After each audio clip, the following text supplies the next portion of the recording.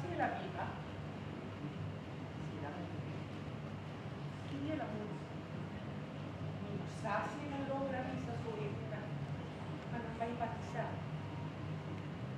Kung po sinisip, hoy día na Venezuela, e promé comunidad católico por Naguanay.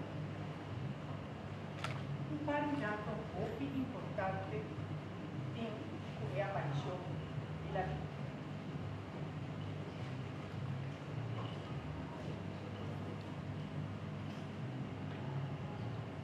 E promé viaja.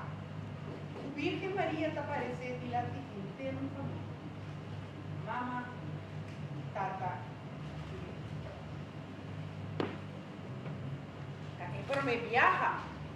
Pues te aparece día de su año, 8 de septiembre. Ella pide pastor Henry batizar. Pastor Henry viva en comunidad con otra cultura y raza. También el único viaje con Mamá María tiene nombre de Henry Kawake, buen de hombre, Coromoto, y no de lugar que la parece. Na 1652, Papa Pío a conmemorar a imagen el lugar da linda Virgen de Coromoto aparecer dos días.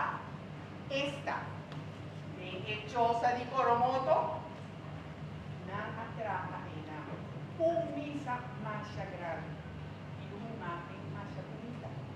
Papa Pío a llamé a Coroné y a llamé patrona protectora de Venezuela.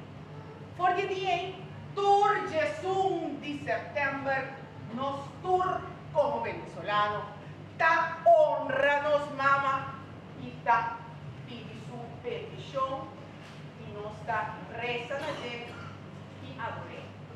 Pa sobra esta nos patrona de Venezuela.